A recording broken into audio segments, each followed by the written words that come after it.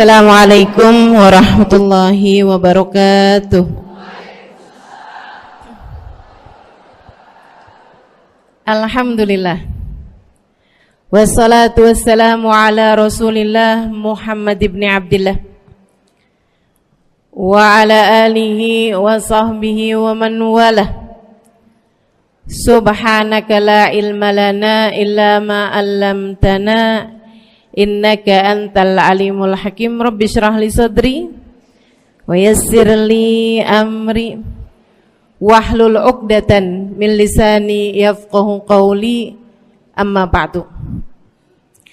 Alhamdulillah, ibu-ibu sekalian saya muliakan, hadiah indah di mana Allah mengizinkan kepada kita untuk menghadapnya.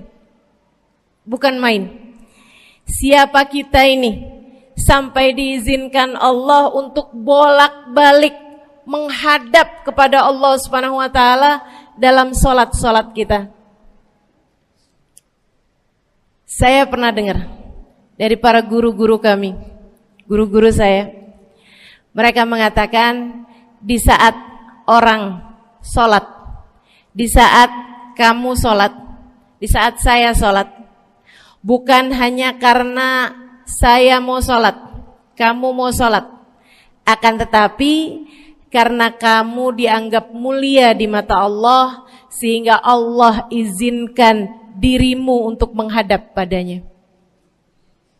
Ketika saya sholat, bukan hanya karena saya mau sholat, akan tetapi karena saya punya nilai di mata Allah, sehingga Allah izinkan kepada saya untuk menghadap padanya. Sebaliknya, ketika kamu tidak mau sholat, bukan hanya karena kamu tidak mau sholat, akan tetapi karena kamu sudah jatuh dalam pandangan Allah, terhina dalam pandangan Allah, sehingga Allah tidak lagi mengizinkan kepadamu untuk menghadap kepadanya.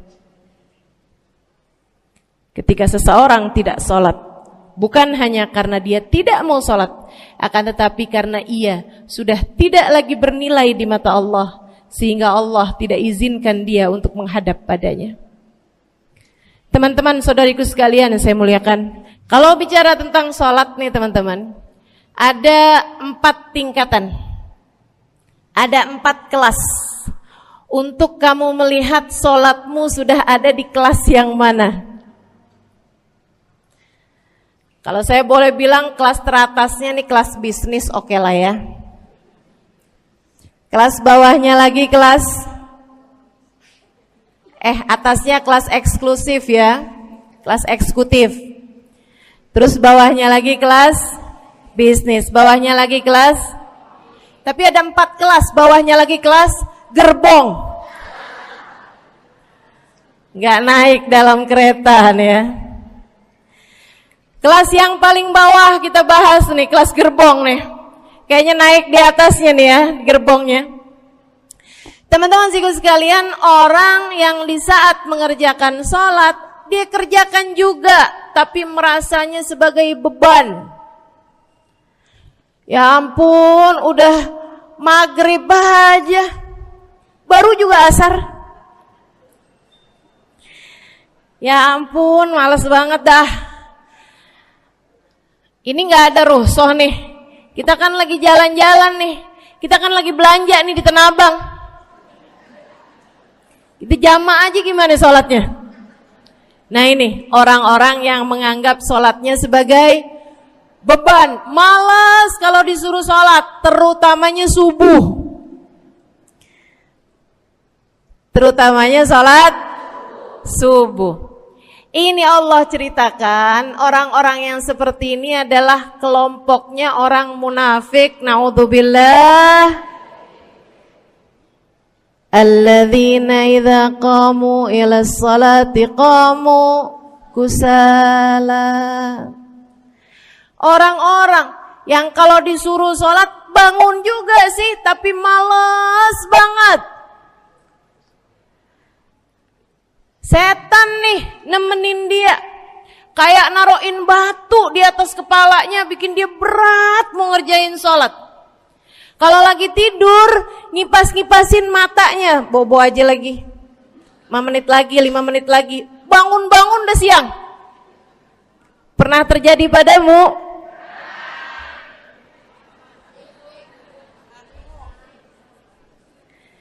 Jemur kunut. Bu, yang dijemur tuh jemuran aja, cucian aja. Jangan sampai jemur kunut. Kunutnya dijemur ya.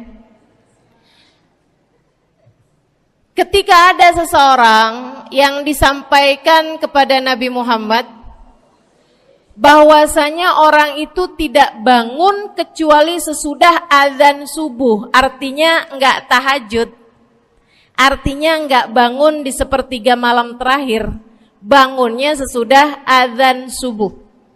Nabi mengatakan padanya tentang orang itu, Nabi bilang pada para sahabatnya, inna syaitan bala fi udhunih, itu adalah orang yang telinganya dikencingin sama setan. Pada pernah dikencingin setan? Kalau bangunnya habis azan tuh dikencingin setan. Kalau bangunnya udah terbit matahari dikencingin siapa kira-kira? Insyaallah.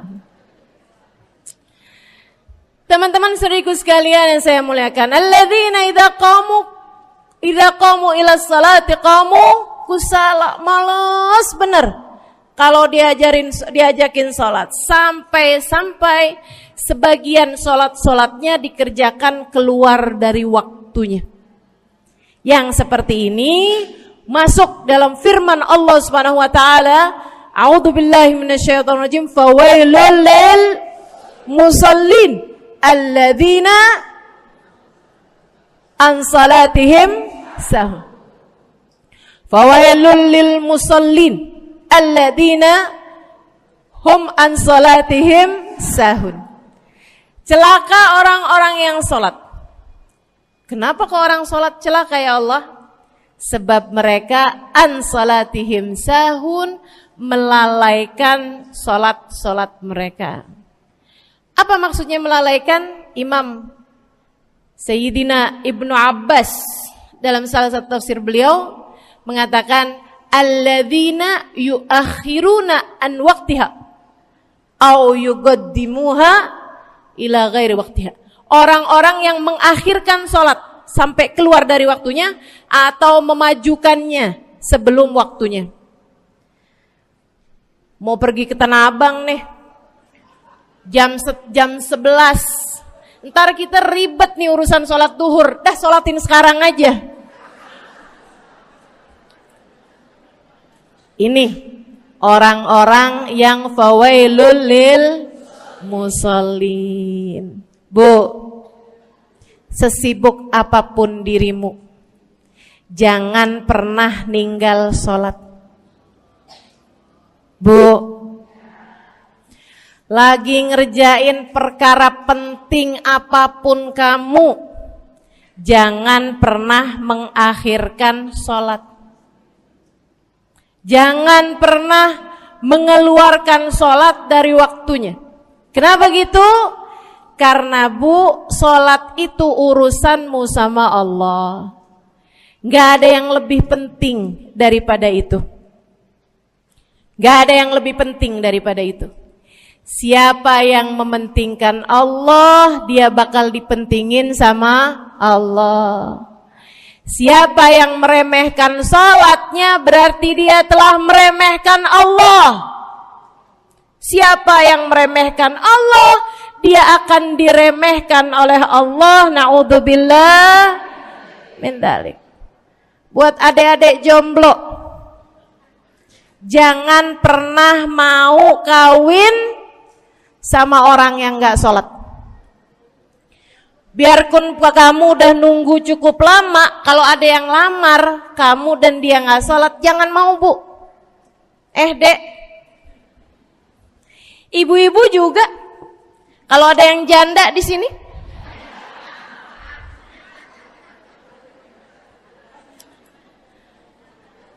terus ada yang lamar kamu, Walaupun di garasinya ada kijang,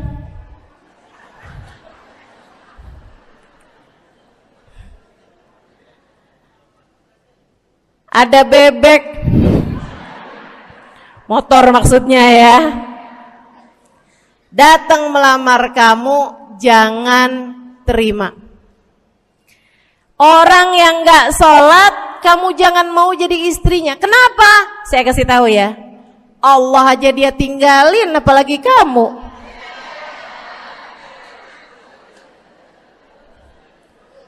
Allah aja dia tinggalin. Siapa yang tidak berguna baginya peringatan Allah, maka tidak akan berguna baginya peringatan dari siapapun.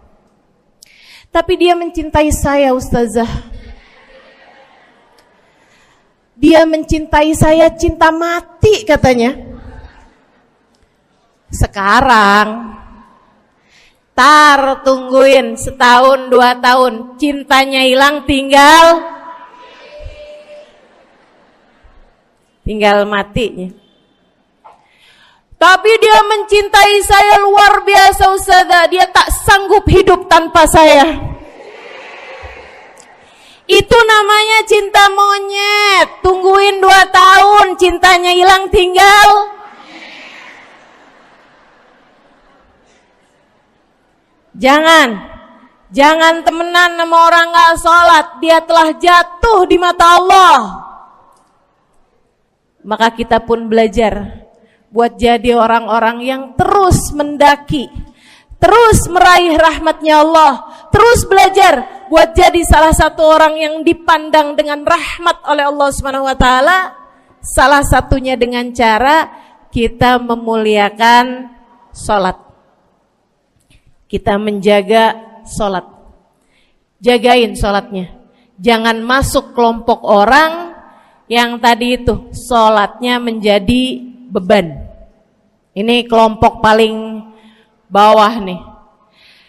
Naik ke kelas ekonomi. Tadi begitu ya?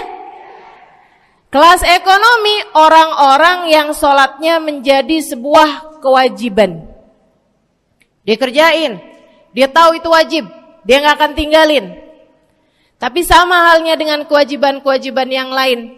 Kita nih kalau mikirnya kewajiban, Bu, kalau gak diwajibin lagi seneng. Betul gak? Masih ada kayak beratnya gitu ngerjain sholat. Orang yang sholatnya dianggap sebagai kewajiban. Kayak anak-anak sekolah tuh, wajib pakai seragam, wajib ngerjain PR. Kalau 1 hari, besok enggak wajib pakai seragam. Ada enggak ya pakai seragam? Enggak ada. Enggak ada. Enggak ada yang besoknya dipakai seragam. Terus tanyain, kenapa kamu tetap pakai seragam? Abisnya saya suka sama seragamnya. Enggak ada. Karena mereka menganggap pakai seragamnya adalah kewajiban. Sekolahnya sebagai kewajiban. Jadi giliran besok libur anak-anak, hore gitu. Ada orang-orang yang sholatnya dianggap sebagai kewajiban. Nggak ada yang nambah kalau kewajiban tuh. Sholat sunnah boro-boro, sholat wajib aja kalau bisa dibikin sesingkat mungkin akan dilaksanakan dengan cara yang sesingkat-singkatnya.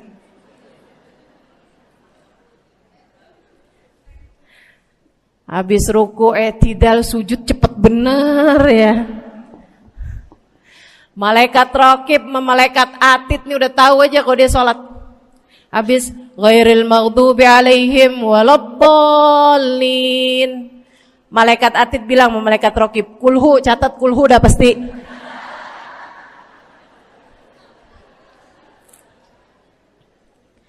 Kulhu aja gak kelar-kelar. Teman-teman saudariku sekalian yang saya muliakan, sholatnya dianggap sebagai sebuah kewajiban. Nggak nambah dengan sunnah, namanya wajib. Kita naik lagi insyaallah. Sholatnya kita naikkan dari yang kewajiban kita naik menjadi kelas bisnis, sholatnya sebagai sebuah kebutuhan. Bu, mudah-mudahan nih ibu-ibu, teman-teman semuanya yang sedang menyimak kajian pada hari ini, saya doakan, karena saya berharap saya pun juga didoakan, agar menjadi salah satu orang yang sudah berada dalam tingkatan ini. Sholat kita tahu adalah kebutuhan kita. Sama kayak kebutuhan makan, Bu. Ibu kenyang nggak kalau makan nasi doang 2 piring? Kenyang. Siapa yang bilang nggak kenyang? Kalau kamu makan nasi doang sepiring, kenyang apa nggak kenyang? Kenyang. Akan tetapi pasti ibu-ibu mau nambah dah. Nambah apaan? Lauk. Nambah lauknya. Ada ikan asin, ada sayur asem. Langsung pada lapar nih. Ada sambal. Masya Allah, ada tempe goreng. Udah ibu ya, tetangga lewat kagak nyadar. Masya Allah. Teman-teman sekalian, kita nambah, bahkan udah kenyang pun kita masih cari lagi tambahan. Makanan apa nih yang bisa kita makan? Karena kita tahu makan adalah sebuah kebutuhan kita. Kita perlu sama makan. Kita butuh sama makan. Maka demikian pula dengan orang-orang yang sholatnya sudah dia tahu adalah sebagai sebuah kebutuhan. Cukup sih duhur 4 rakaat, dia nambah. Ada qobliyahnya, ada ba'diyahnya.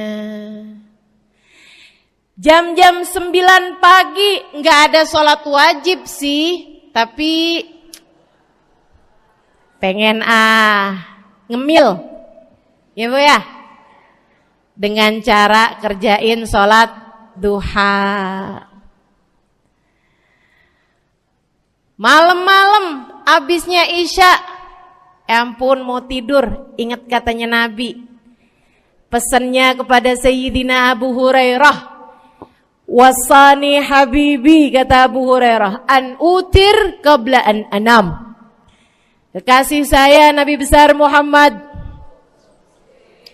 kata Abu Hurairah, kasih pesan pada saya untuk jangan tidur sebelum sholat witir.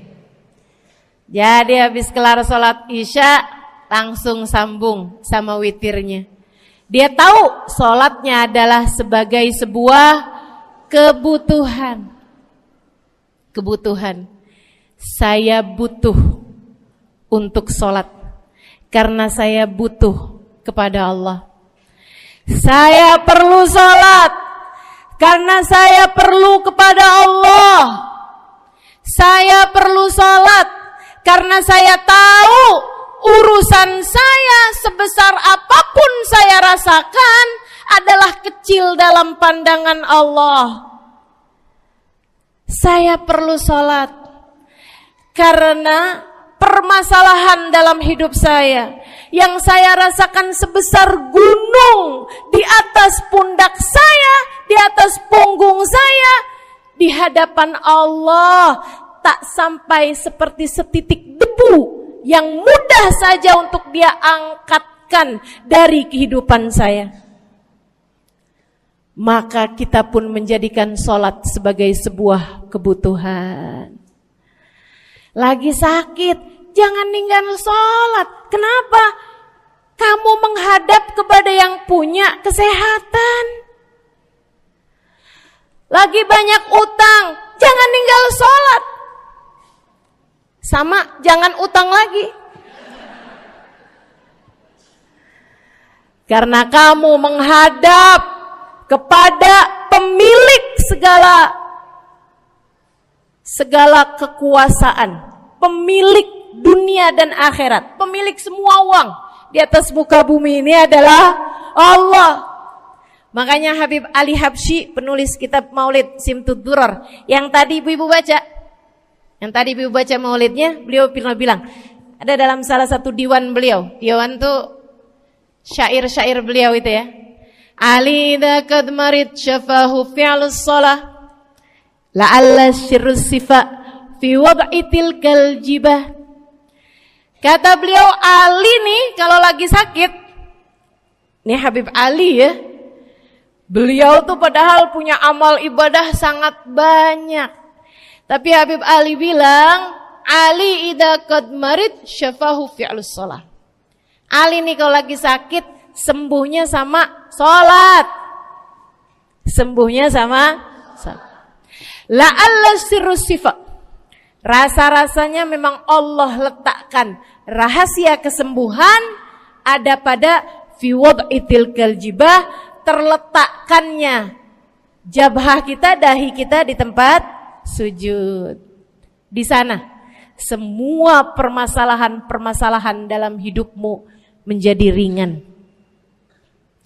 Saat kamu meletakkan dahimu di tempat sujud, kamu berbisik lirih kepada Allah, akan tetapi suaramu didengar sama yang punya arsy. Akan tetapi suara bisikanmu didengar segenap malaikat-malaikat yang ada di atas langit. Kemudian mereka mendoakanmu sehingga Allah mengatakan wasjud waqtarib, sujudlah kamu. Posisi sujudmu itu waqtarib akan membuatmu menjadi dekat dengan Allah Subhanahu wa taala.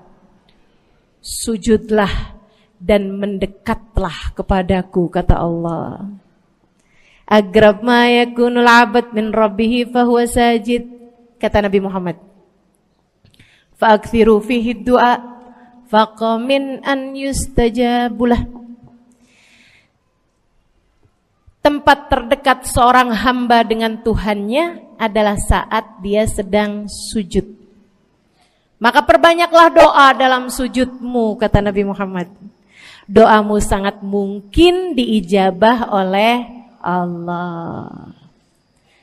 Apalagi kalau doanya kamu haturkan di sepertiga malam yang terakhir. Saat-saat di mana kebanyakan manusia di sekelilingmu yang lalai berada dalam tidurnya, berada dalam alam mimpinya. Para ulama tuh sampai bilang, Bu, dari kehususannya sepertiga malam yang terakhir, orang yang ngerjain maksiat aja sepertiga malam yang terakhir tuh tidur. Ibu gak pernah tahu orang-orang pulang diskotik jam berapa? Gak tahu ya, sama. Tapi Bu, yang pasti mereka tuh sepertiga malam yang terakhir malah pada pulang, malah pada tidur gitu. Orang maksiat aja itu sama Allah dibuat tidur tuh di jam-jam yang biasanya turun rahmatnya Allah. Allah mau milih nih mana nih hamba-hambaku, pilihan-pilihanku akan aku bangunkan untuk menghadapku. Kemudian Allah Subhanahu wa taala bertanya, hal min mustaghfirin, hal min taib, hal min talibi hajatin faunilahul matalib. Siapa nih di antara kalian yang lagi mohon doa, minta pertolongan, mohon ampunan, akan aku beri, kata Allah Subhanahu wa taala, sebab kalian meminta pada waktu yang paling aku suka. Kalau punya hajat minta. Kapan mintanya? Dalam sujud. Kapan sujudnya? Dalam sholatmu di sepertiga malam yang terakhir. Bu, ngelihat muka-mukanya pada punya hajat banyak-banyak nih.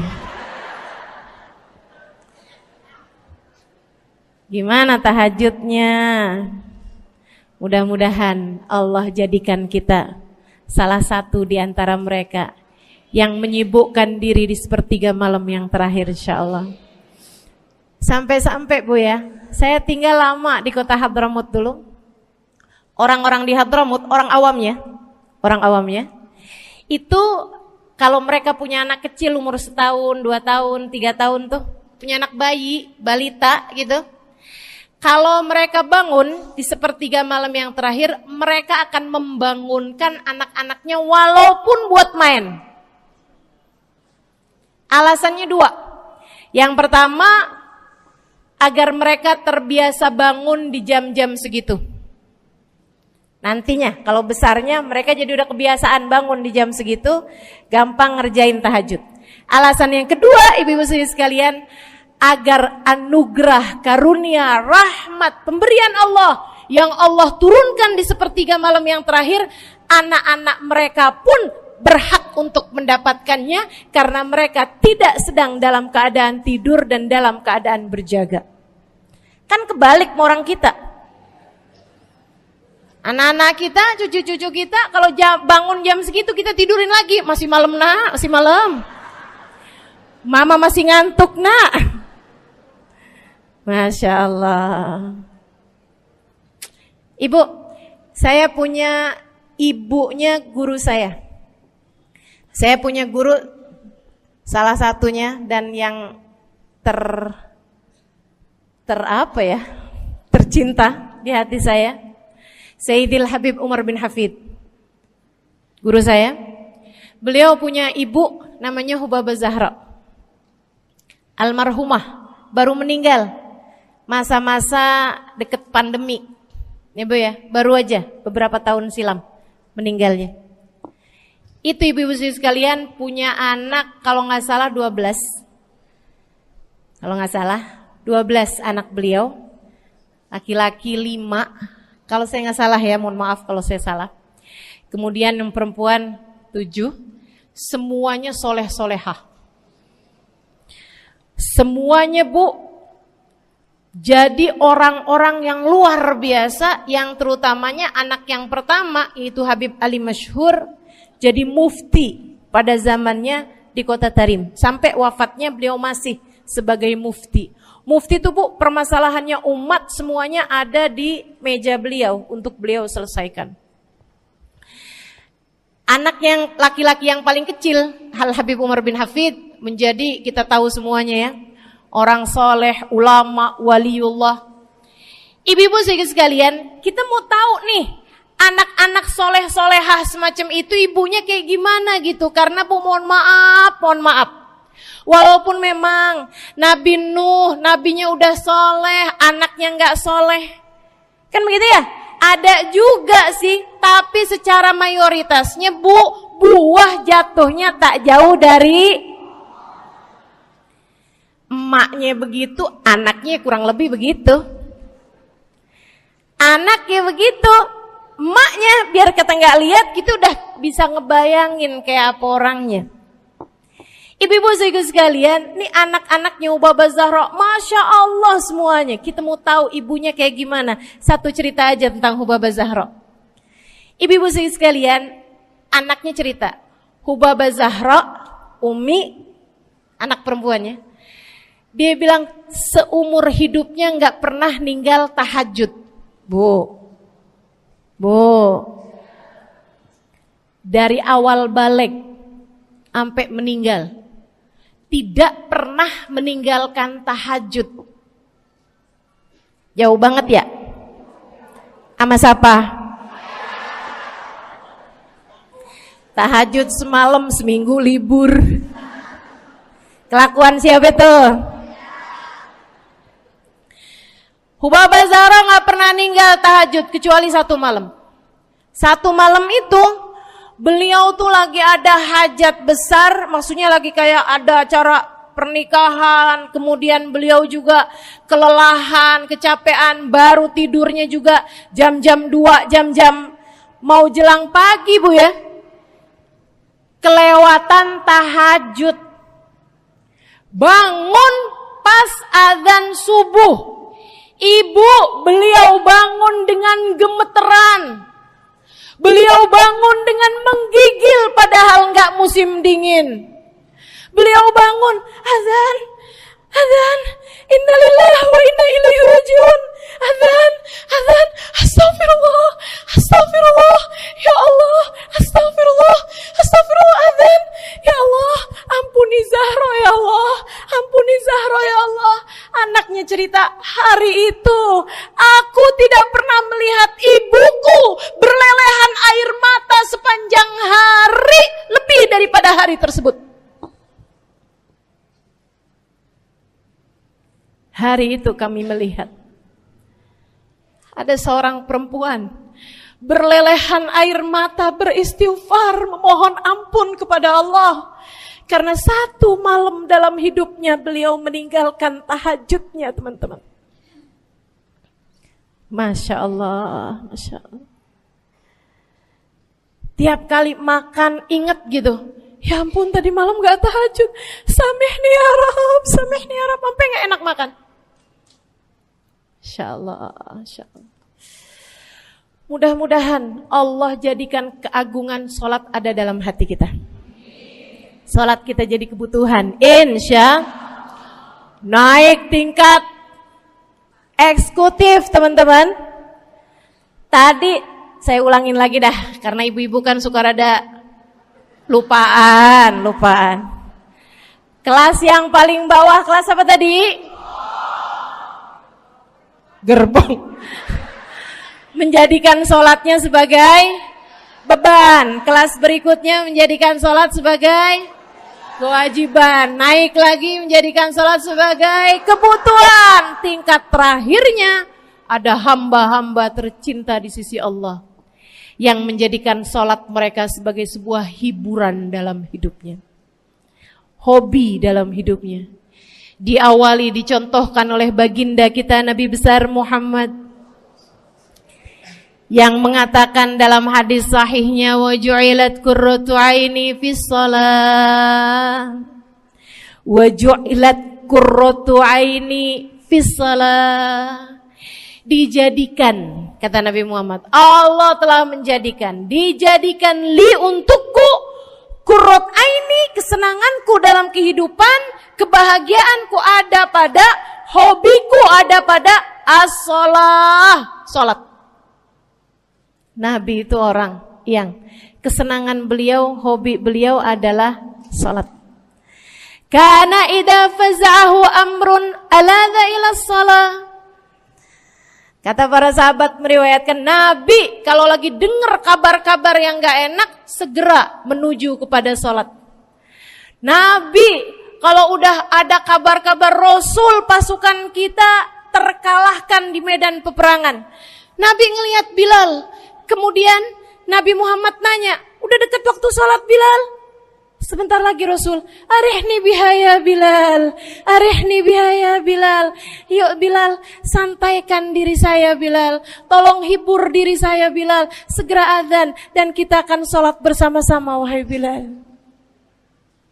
Kesenangan beliau, hobi beliau dalam sholat, dalam hidup adalah sholat.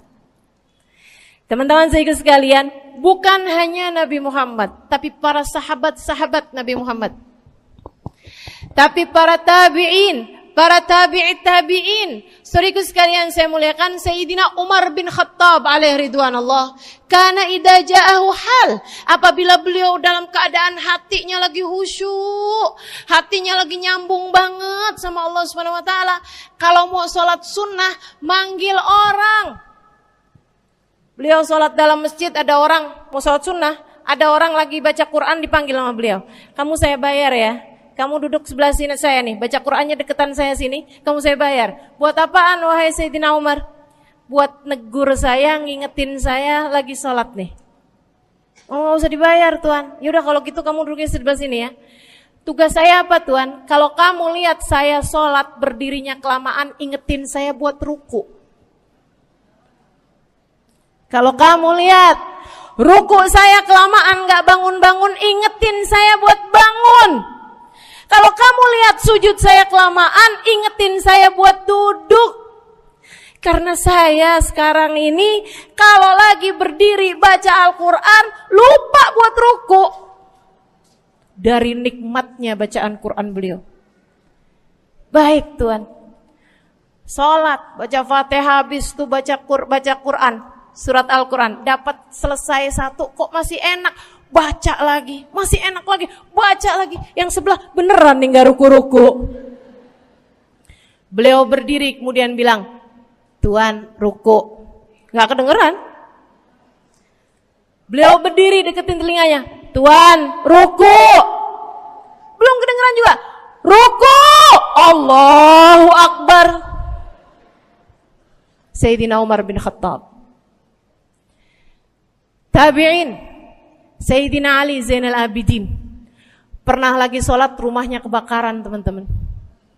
Sholat sunnah di waktu malam, rumahnya kebakaran.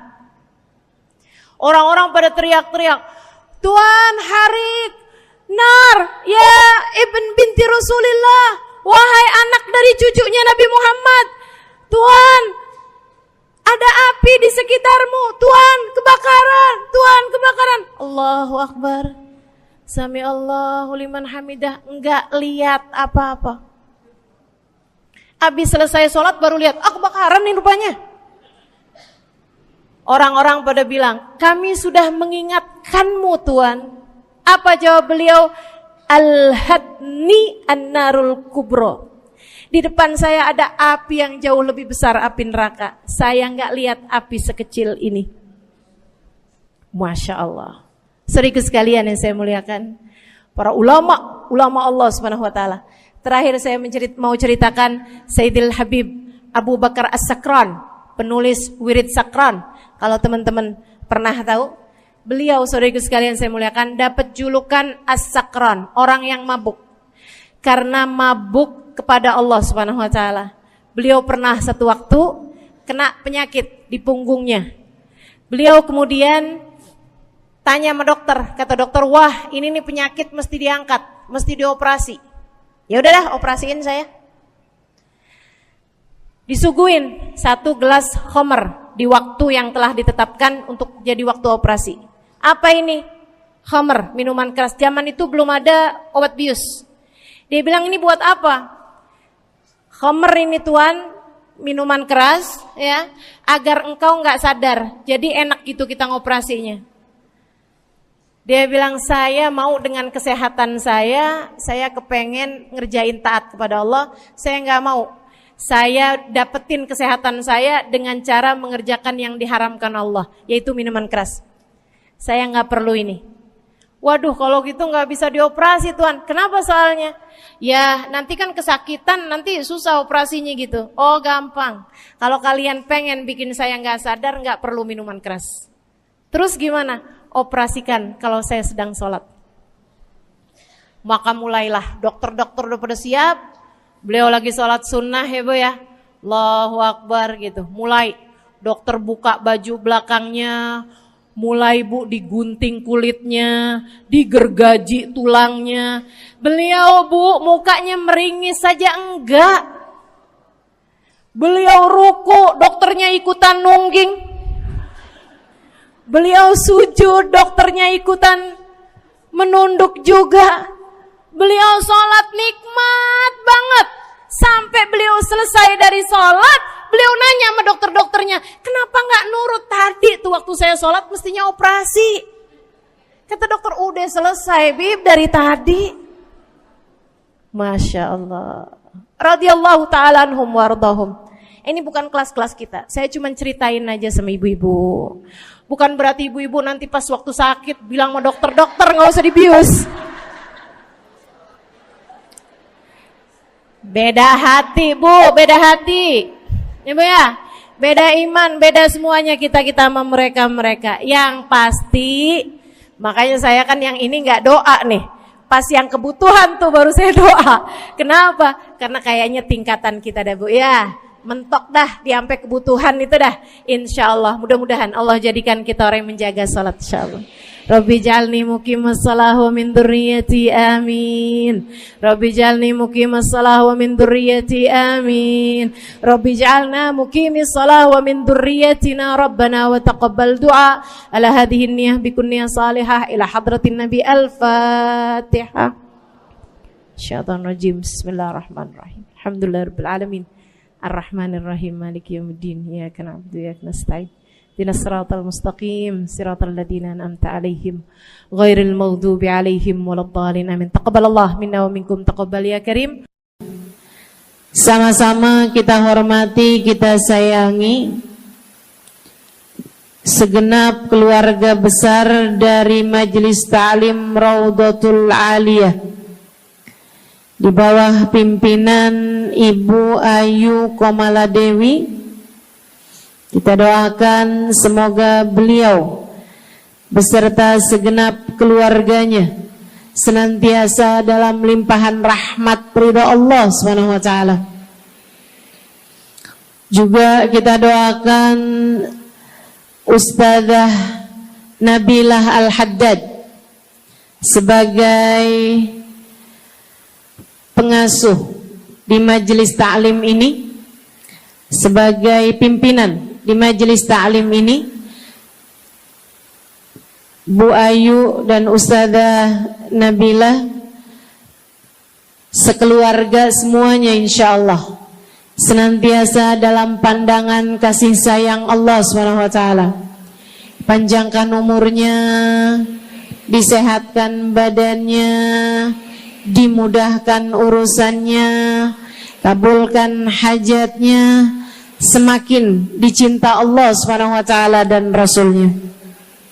Para ustadzah, para hubabah, para syarifah, para pimpinan pondok pesantren, para pimpinan majelis ta'lim, yang mudah-mudahan semuanya dalam limpahan rahmat ridha Allah SWT, serta tentu saja semua yang hadir di majelis ini, baik ibu-ibu, kakak-kakak, adik-adik, anak-anak, yang mudah-mudahan semuanya dirahmati Allah, disayang Allah, dibahagiakan Allah, diistiqomahkan jalannya menuju ridha Allah Subhanahu wa taala, insyaallah diistiqomahkan jalannya menuju surga Allah Subhanahu wa taala. Amin ya rabbal alamin. Qul amantu billah thumma istaqim, kata Nabi Muhammad sallallahu alaihi wasallam kepada seorang pemuda yang meminta nasihat, ya Rasulullah ausini, wahai Rasul tolong nasihati aku. Kita kalau ketemu orang mulia jangan minta duit, Bu. Kita kalau datang ketemu sama orang-orang yang kita tahu doanya mustajab, sangat soleh, hidupnya baik, apalagi jika dia adalah kekasih-kekasih Allah Subhanahu wa taala. Kamu kalau berjumpa dengan ulama, jangan minta sesuatu yang duniawi. Tirulah para sahabat ketika berjumpa dengan Nabi Muhammad. Biasanya mereka meminta satu dari dua hal. Yang pertama, mereka minta doa. Ida'ili ya Rasulullah, doakan aku wahai Rasul.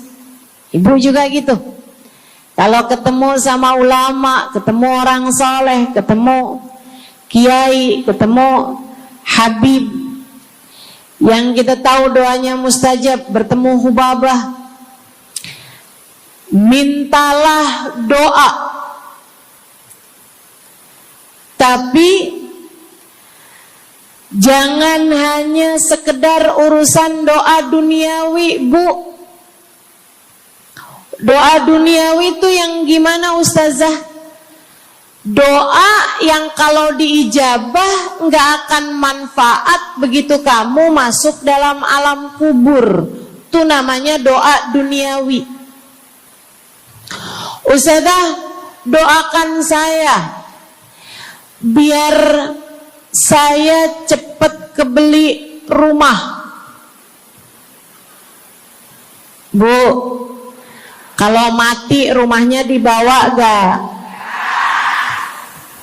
Ustazah, doakan saya kepengen beli HP baru. Dibawa gak HP-nya? Enggak. Itu namanya doa duniawi. Ustazah, Doakan biar suami saya tambah cinta.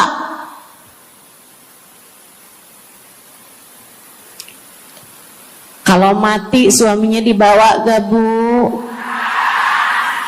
Walaupun kamu mau, dia gak bakalan mau Bu.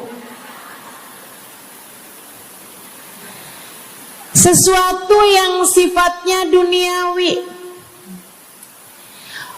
Ustazah, doakan biar anak saya soleh. Duniawi apa bukan? Bukan.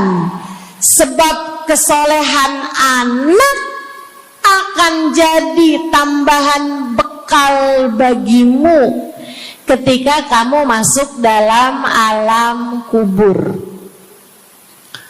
Jadi nggak boleh nih Ustazah doa urusan duniawi atau minta didoakan urusan-urusan duniawi. Boleh, tapi jangan cuma itu. Nanti takutnya kamu nyesel.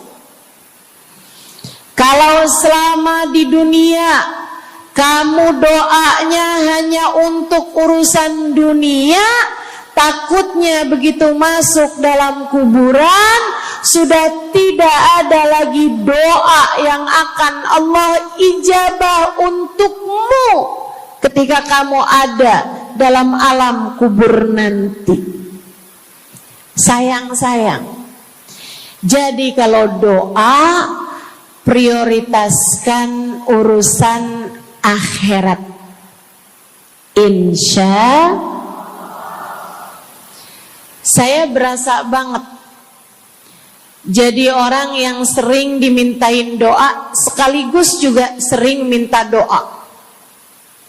Saya kalau ketemu orang soleh, ketemu habaib, ketemu hubabah, saya akan minta doa, nggak pernah minta duit saya.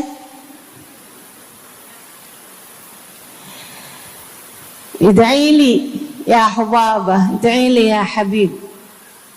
Serius sekalian, sebagai orang yang sering juga dimintain doa, Ustazah doakan saya. Banyak tuh. Saya merasakan perbedaannya saat saya ada di Tarim sama ketika saya sudah pulang dan kembali ke negeri ini. Waktu saya di Tarim, orang kalau minta doa sama saya, usik berdoa, tolong ya doain saya. Saya suka tanya, doa apa? Selalu aja, hampir semuanya mengatakan hal yang sama. Ida'ili bihusnil khatimah. Doakan saya biar husnul khatimah. Begitu nyampe ke Indonesia, kalau ada orang bilang Ustazah doain saya, biasanya lanjut tuh doanya, minta apa langsung dibilang, nggak pakai tanya. Ustazah doain saya biar utang cepat lunas. Ustazah doain saya biar cepat dapat jodoh. Ustazah doain saya biar jadi orang kaya. Ustazah doain saya biar suami nggak mendua. Ya Allah, ternyata kebanyakan orang kita kalau minta doa seringnya urusan duniawi. Bukan berarti nggak boleh, boleh aja sih. Cuman takutnya begitu kamu mati nyesel kalau semua doamu selama ini adalah sesuatu yang tidak ikut kamu bawa ketika kamu mati. Kalau kita lihat para sahabat, ketika mereka berjumpa dengan Nabi Muhammad, selalu saja banyak di antara mereka yang minta doa. Nabi pernah tanya, doanya apa? Macem-macem jawaban para sahabat. Ada yang begini, Harithah menjawab, ida'ili an yarzuqani Allah asyhada fi sabilih. Rasul, doakan saya biar saya dikaruniai mati syahid di jalan Allah. Ada lagi yang lain doanya, ya Rasulullah, id'ili an yarzuqani Allah murafaqatan bika ya Rasulullah. Doakan biar saya nanti di masa sesudah kematian saya, di masa akhirat nanti bisa mendampingimu wahai Rasulullah, bisa berjumpa denganmu wahai Rasul, bisa ada dalam rombonganmu wahai Rasulullah. Doa-doa yang sangat ukhrawi, doa-doa yang sangat akhirat, karena mereka sudah faham tujuan hidup sesungguhnya adalah mencari ridha Allah Subhanahu wa ta'ala. Tujuan hidup sesungguhnya adalah bergerak menuju surga Allah Subhanahu wa ta'ala. Tujuan hidup sesungguhnya adalah berpulang kepada Allah dalam keadaan Allah ridha kepada kita. Sahabat tuh minta didoakan, sama yang kedua minta nasihat.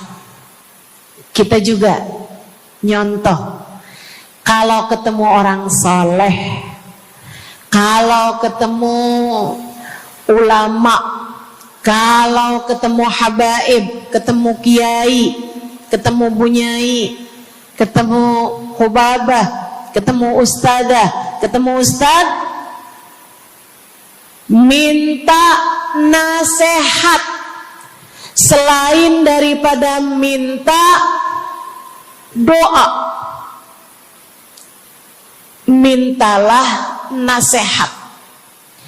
Hal ini dicontohkan oleh para sahabat kepada Nabi Muhammad. Datang seorang pemuda berjumpa Nabi Muhammad sallallahu alaihi wasallam. Kemudian bertanya, ya Rasulullah, ausini, wahai Rasulullah, berikanlah nasihat kepadaku ini. Nabi Muhammad tersenyum, senang, bangga, karena mengerti bahwa umatnya faham apa yang harus diminta dari nabinya. Nabi berkata kepadanya, qul amantu billah thumma istaqim. Kata Nabi Muhammad, ucapkanlah, aku beriman kepada Allah, kemudian istiqomahlah kamu di jalan Allah. Nasihat Nabi Muhammad buat pemuda tersebut, nasihat Nabi Muhammad buat pemuda-pemuda umatnya sepanjang zaman. Nasihat Nabi Muhammad buat umatnya, baik yang muda maupun yang tua, baik laki-laki maupun perempuan, baik yang pintar maupun yang kurang pintar. Semua umatnya dinasehati sama Nabi Muhammad. Karenanya akan saya sampaikan hal ini kepadamu hari ini. Quli, ucapkanlah, amantu billah, aku beriman kepada Allah. Tsumastaqimi, kemudian istiqomahlah kamu, wahai saudariku, di jalan Allah. Katakanlah, aku beriman kepada Allah, kemudian istiqomahlah.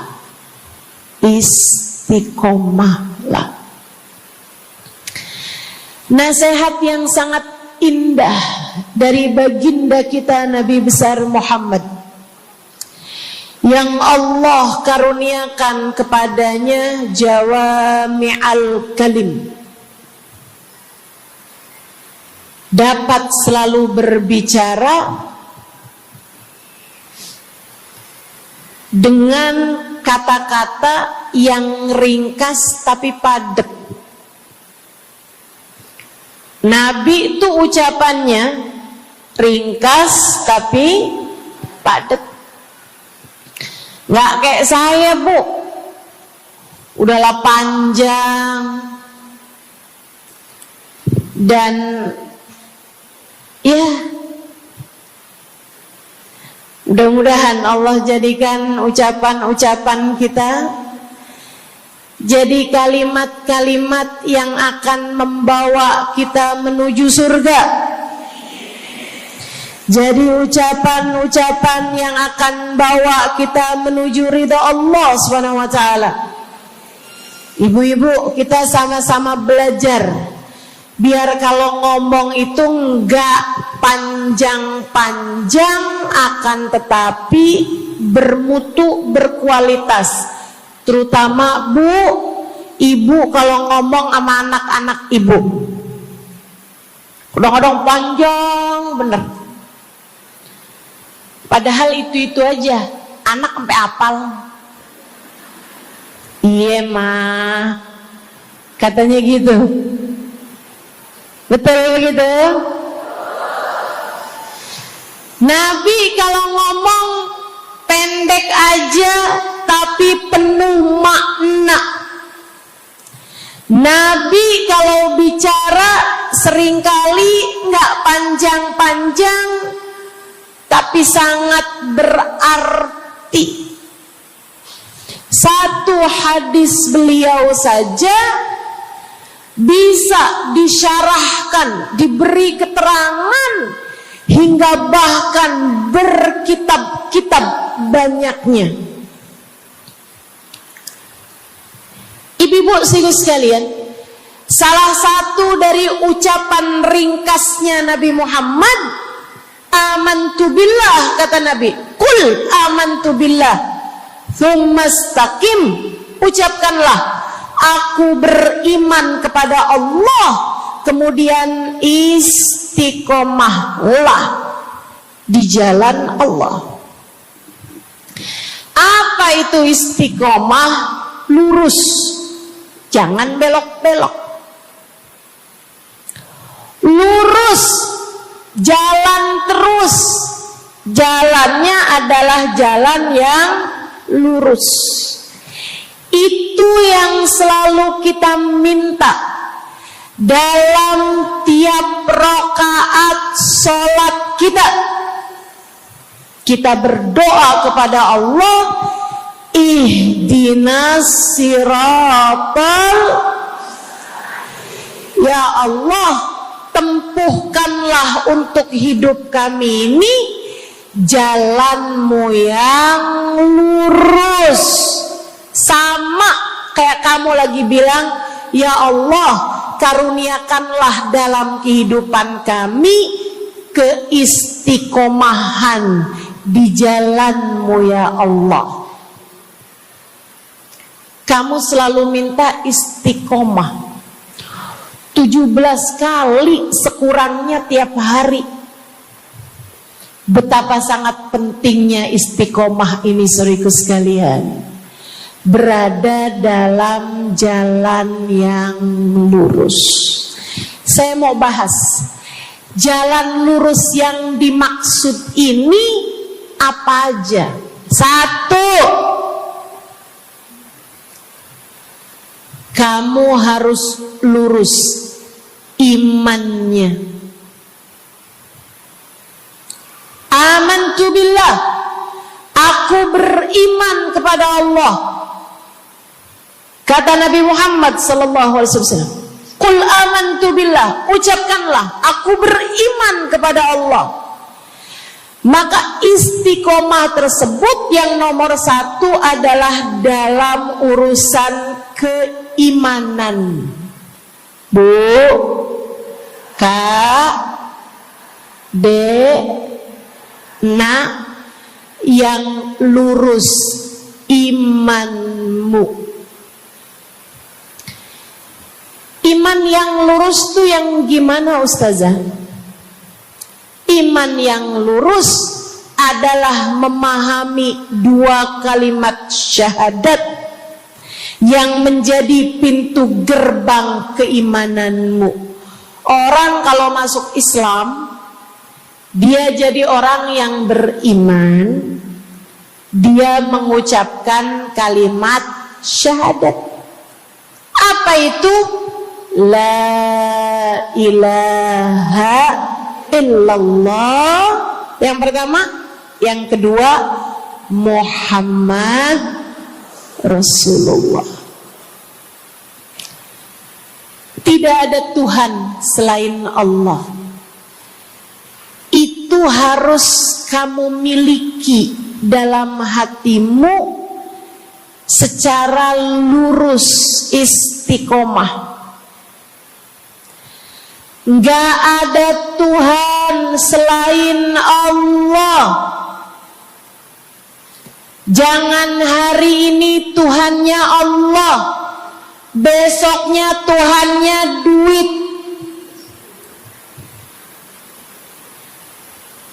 Apapun aja yang disuruh sama duit, yang ada duitnya, yang haram-haram pun diterjang.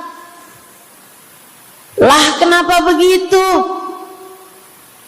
Saudaraku sekalian, qul amantu billah, ucapkan, aku beriman kepada Allah, aku faham arti la ilaha illallah. Tidak ada Tuhan selain Allah. Tidak ada yang mengatur kehidupan selain Allah. Tidak ada yang memberi rezeki selain Allah. Maka berimanlah kepada Allah. Kalau ada istri bilang sama suaminya, kalau kamu nanti pulang bawa duit, ahlan wa sahlan, selamat datang. Tapi kalau kamu pulang nanti nggak bawa duit, silakan tidur di luar.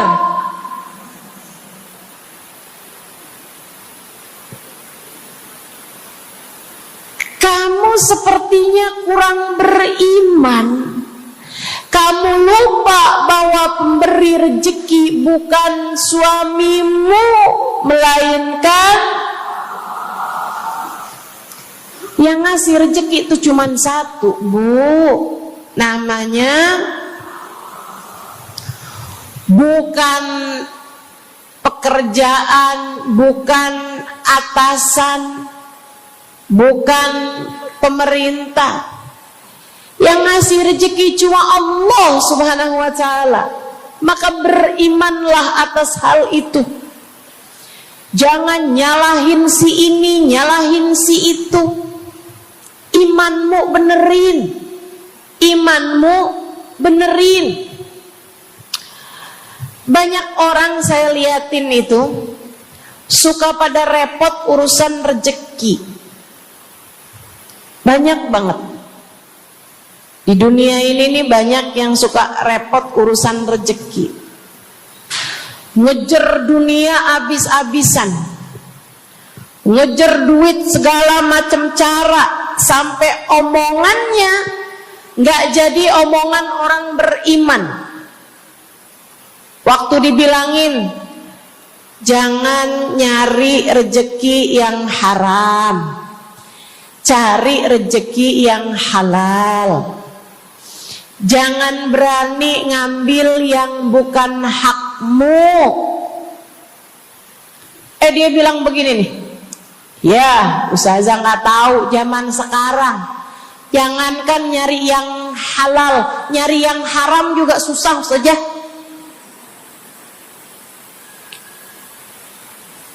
Itu omongan orang nggak beriman. Kamu mesti ngerti dulu, kalau yang kamu minta adalah urusan rezeki, dengerin. Kalau yang kamu minta urusan rezeki, kamu harus datang kepada alamatnya, yang sering kali membuat kamu setengah mati urusan rezekimu, sampai mau-maunya menghinakan diri, minta-minta sama orang, berharap dari orang. Seorang ibu berharap dari anaknya, seorang istri berharap dari suaminya.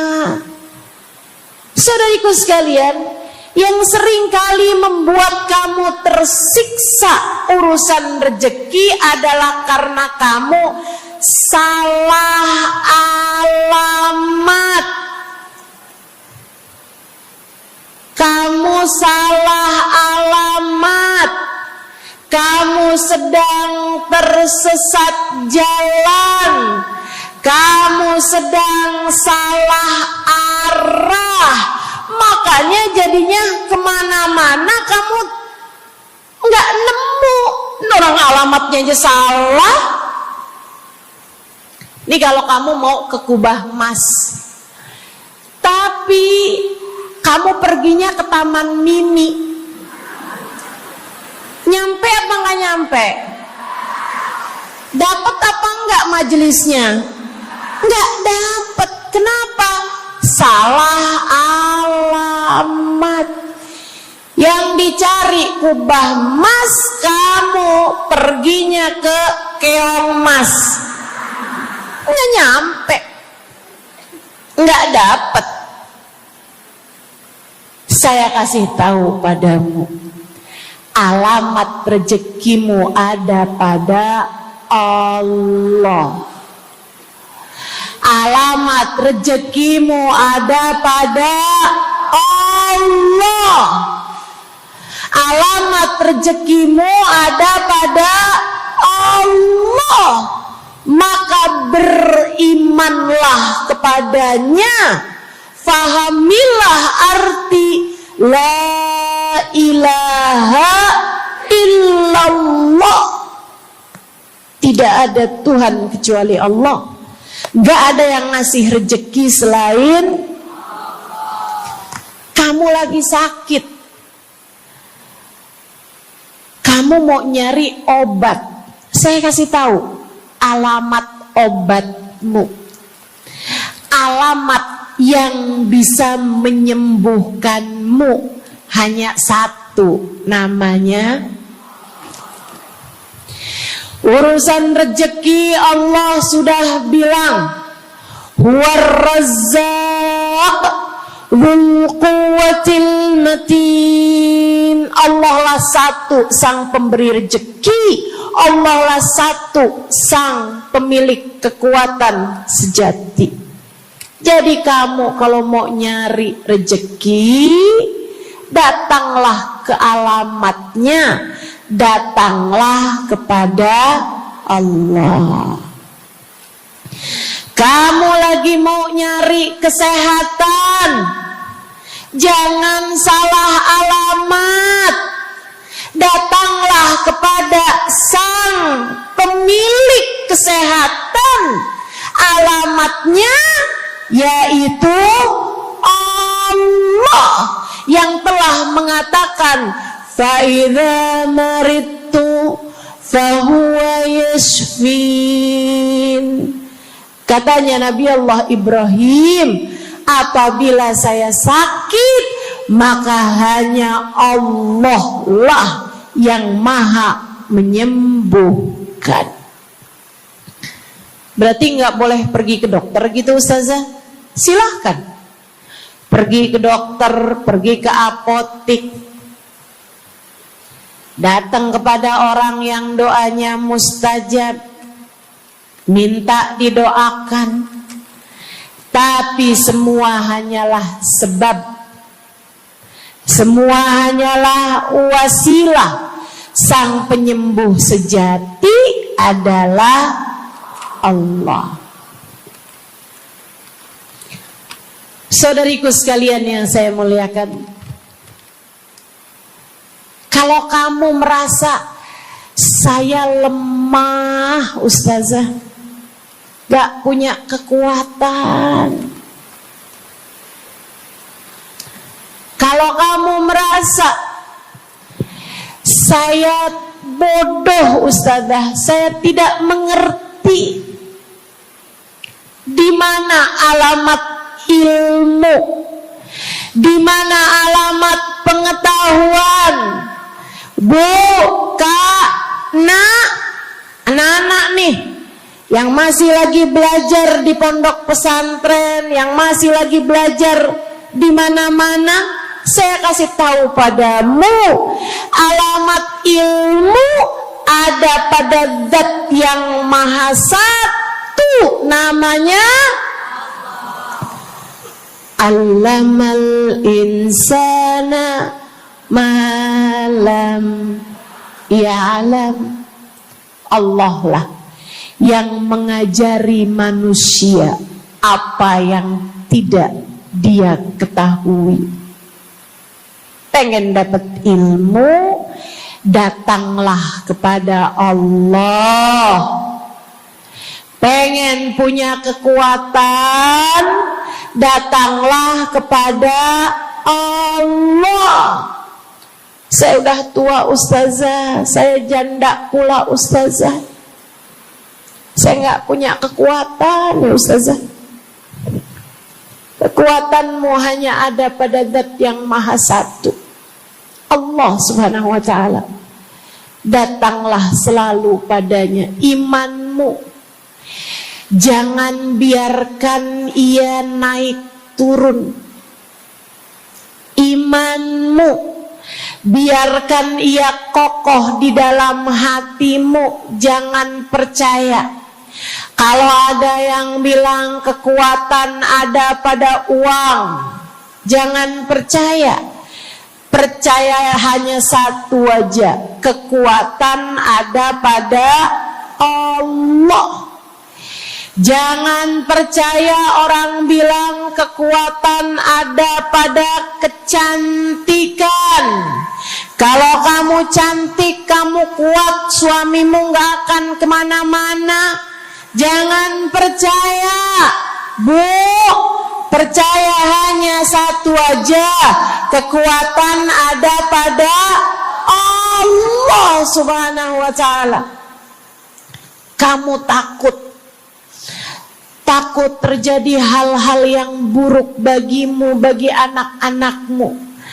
Kamu kepengen ada yang jaga. Ibu, gak usah pusing-pusing mau nyari bodyguard, gak usah pusing-pusing mau sewa security, pengamanan. Sebab sang pemberi keamanan hanya satu, namanya Wallahu ya'simuka minan nas. Hanya Allah satu yang dapat menjagamu dari kejahatan manusia. Qul a'udzu birabbin nas.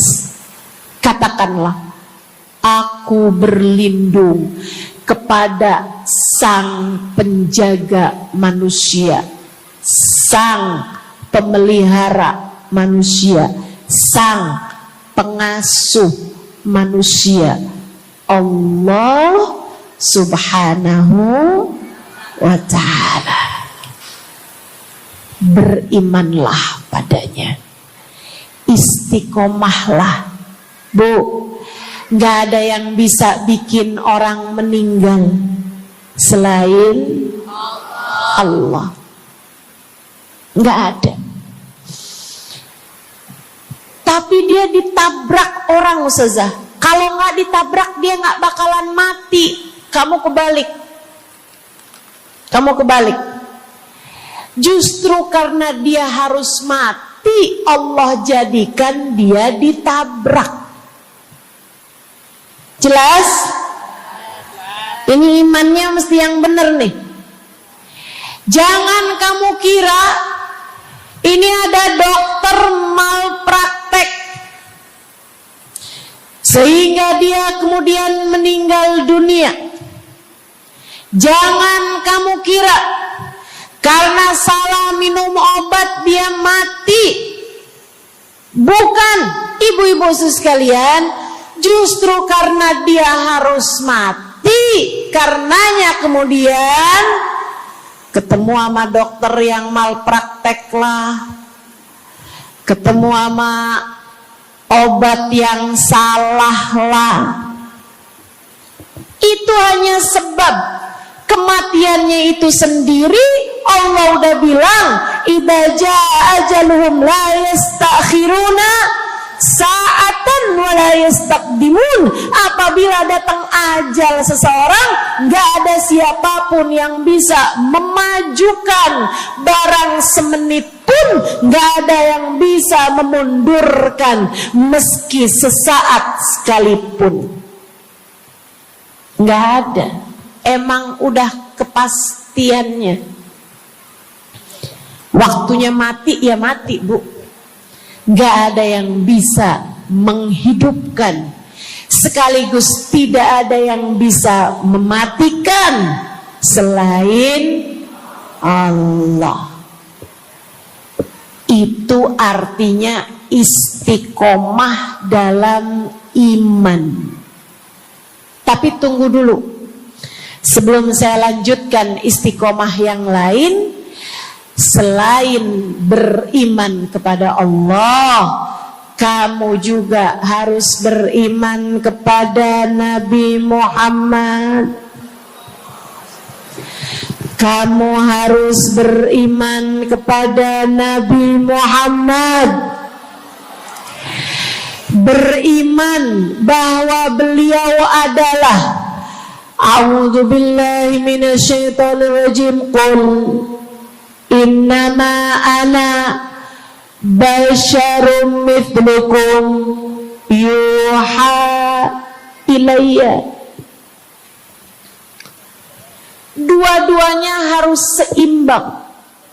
Innama ana basyarum mithlukum, tapi juga yuha ilayya.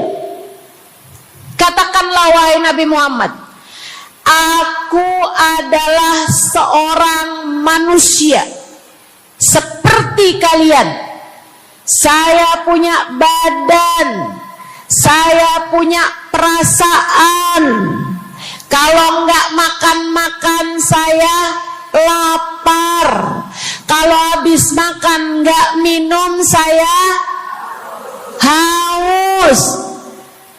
Kalau beberapa hari saya nggak tidur, saya ngantuk. Qul innama ana basyarun.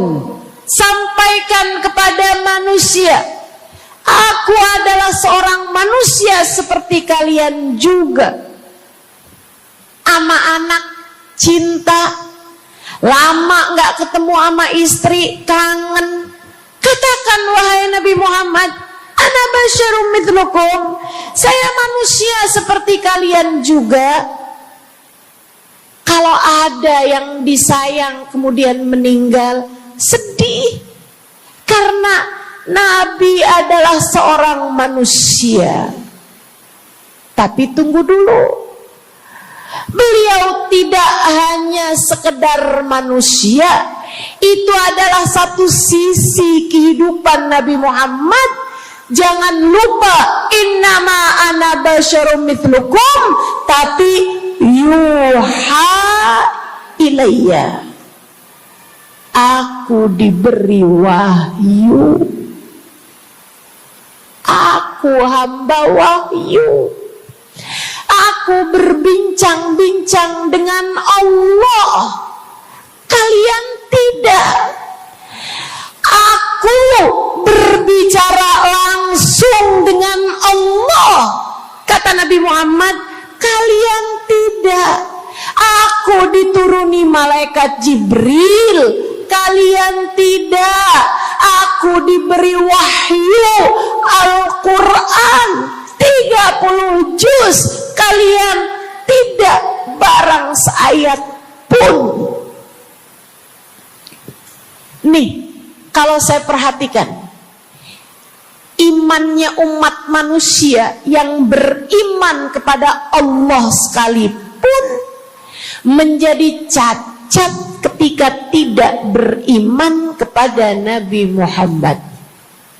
Lihatin, mohon maaf, orang Yahudi beriman kepada Allah. Kamu kalau nanya sama orang Yahudi, Tuhanmu siapa? Allah. Tapi mereka enggak beriman kepada Nabi Muhammad. Apakah mereka disebut orang yang beriman? Tidak. Orang Nasrani, apakah mereka beriman kepada Allah? Iya. Tapi apakah mereka beriman kepada Nabi Muhammad? Tidak. Apakah mereka beriman? Tidak. Bahkan umat Islam ada yang mempercayai sesudah Nabi Muhammad ada nabi yang lain, namanya Mirza Ghulam Ahmad, sehingga mereka menyebut agama mereka Islam, tapi agama Islamnya pakai ada kelanjutannya, Islam Ahmadiyah. Apakah mereka beriman? Tidak. Sebab syarat iman selain la ilaha illallah juga ada Muhammad Rasulullah. Bahkan Bu, ada banyak di antara kita orang-orang yang iman kepada Allah luar biasa, tapi kalau urusan kepada Nabi Muhammad, kalau lagi diceritain Isra Mi'raj, dia bilang Nabi Muhammad tuh gak usahlah segitu amat diperayakan Isra Mi'rajnya. Nabi Muhammad tuh Isra Mi'raj cuman sekedar ruhnya aja, badannya nggak pakai Isra Mi'raj. Jadi Nabi itu orang ngelihatnya kayak tidur aja, ruhnya aja yang melayang-layang. Isra Mi'raj bener, tapi ruhnya aja, badannya nggak pakai pergi. Jadi kalian nggak usah berlebih-lebihan sama Isra Mi'raj. Oh kenapa gitu? Kamu gak percaya sama Isra Mi'raj, sama badan-badannya Nabi sekalian, kamu gak percaya, kenapa? Ya karena itu gak masuk akal. Manusia kan gak bisa kayak gitu. Nabi Muhammad kan manusia. Kamu lupa bahwa Nabi walaupun manusia, beliau adalah yuha ilayya. Beliau adalah hamba wahyu. Ketika diceritakan tentang mukjizatnya Nabi Muhammad yang bisa memperbanyak makanan, bahkan ada ghazal, ada rusa yang berbicara dengan Nabi Muhammad, ada unta yang sujud kepada Nabi Muhammad, ada pohon yang datang kepada Nabi Muhammad dengan mencabut akarnya, kemudian berjalan dengan akarnya menuju Nabi Muhammad. Ketika dipanggil, kemudian sujud pohon tersebut kepada Nabi Muhammad sallallahu alaihi wasallam dan bertanya, "Mengapa engkau memanggilku wahai Nabi?" Dia nggak percaya, nggak masuk di akal. Itu hanyalah dongeng. Kita bilang tapi hadisnya sahih. Riwayatnya Ibnu Mas'ud yang menceritakan hal itu, hingga bahkan Sahibul Burdah menuliskannya.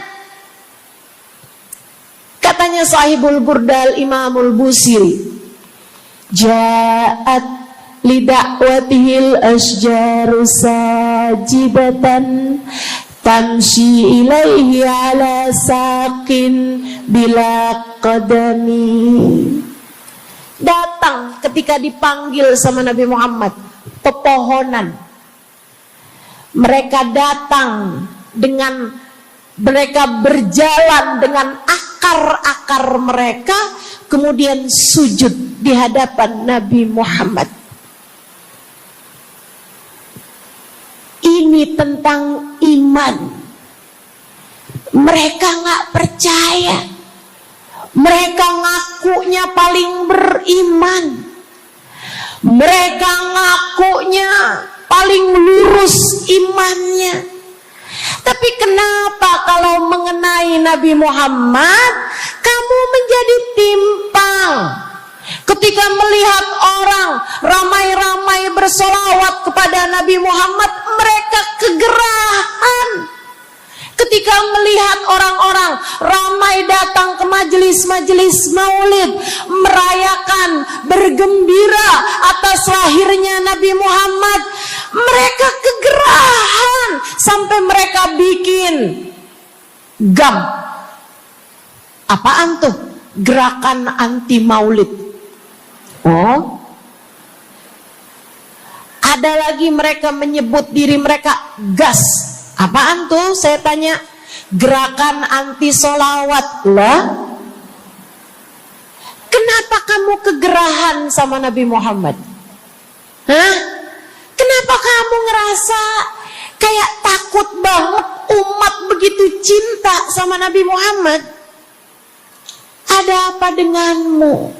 Kamu lupa Nabi Muhammad memang manusia, tapi qul innama ana basyarum mithlukum yuha ilayya.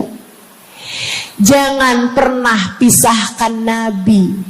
Meskipun beliau seorang manusia seperti kita, tapi beliau adalah hamba wahyu.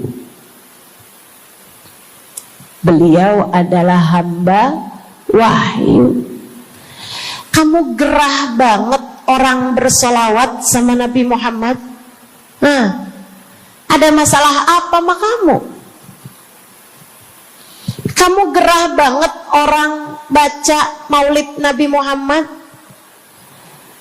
Bahkan ada orang-orang yang ngaku paling Islam, tapi gerah banget ngelihat orang berziarah ke makam Nabi Muhammad. Ada masalah apa sama kamu? Yang bermasalah bukan kami umat Nabi Muhammad.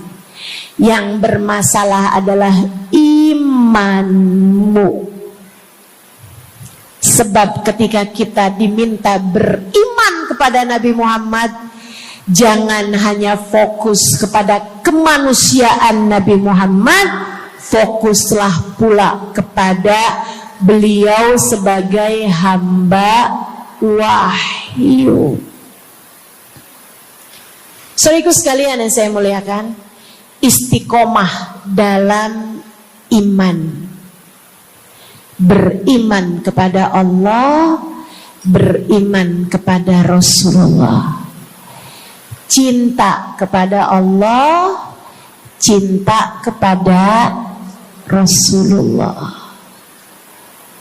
Cinta kepada Rasulullah, cinta kepada keluarga Rasulullah, cinta kepada sahabat Rasulullah, dan istiqomahlah dalam cinta tersebut. Jadi istiqomah menuju ridha Allah yang pertama adalah istiqomah dalam iman. Yang kedua, istiqomah dalam taat. Bu, Kak, istiqomah dalam taat. Kamu disuruh sholat,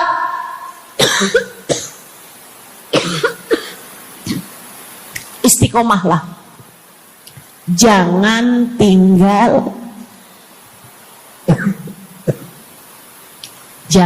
tinggal sholat.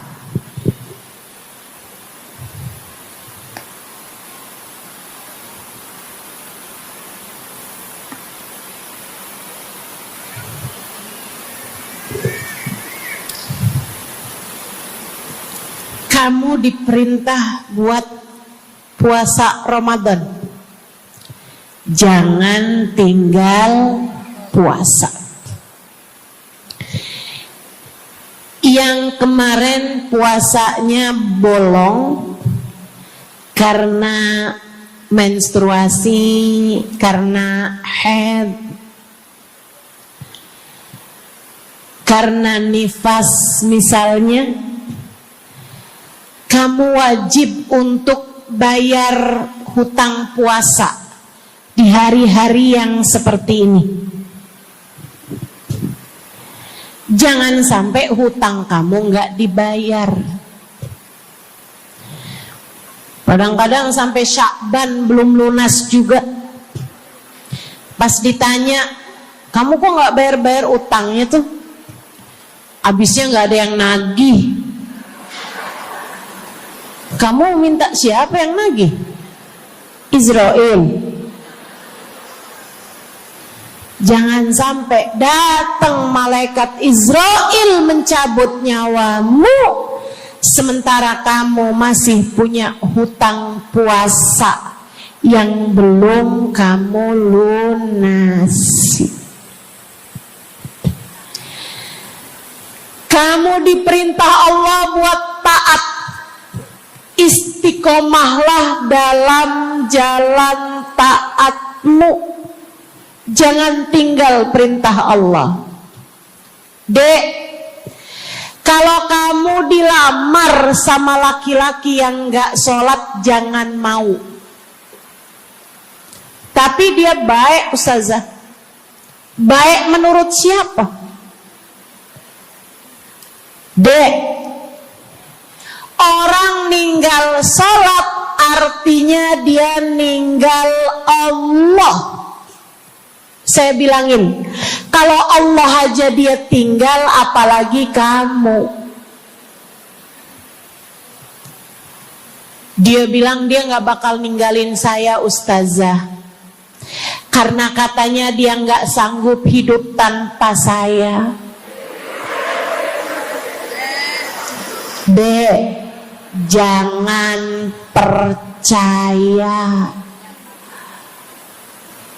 Jangan percaya. Allah aja dia tinggalin loh, apalagi kamu. Apalagi kamu.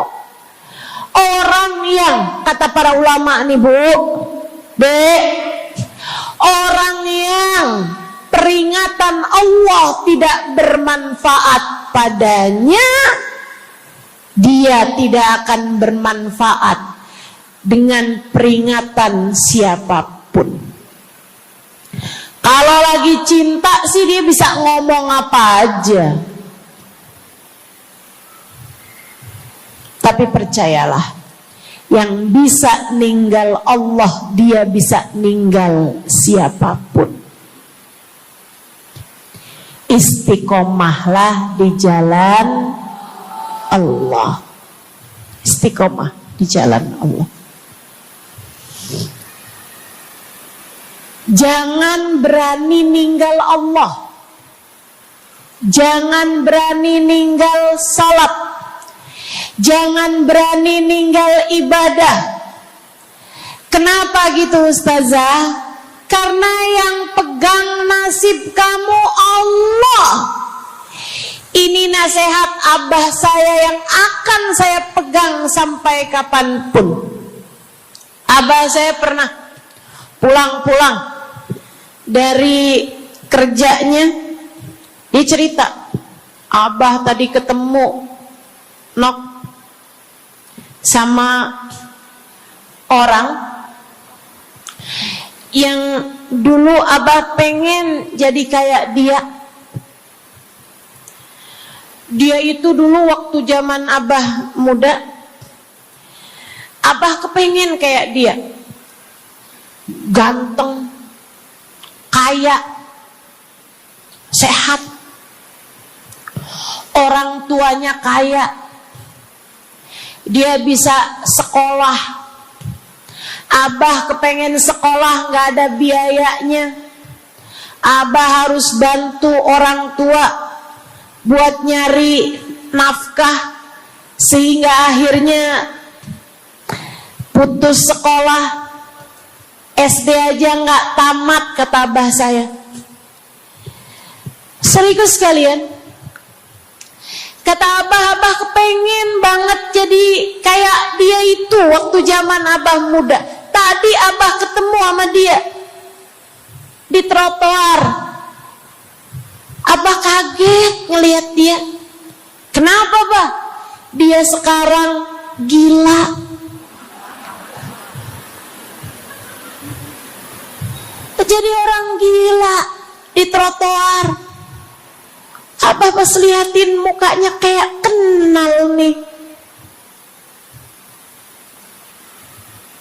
Abah saya bilang subhanallah. Nak, abah kasih nasihat sama saya, Bu.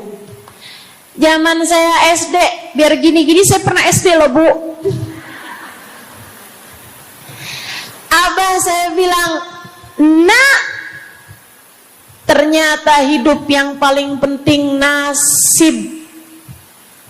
Dan ingat nak, nasib adanya di tangan Allah.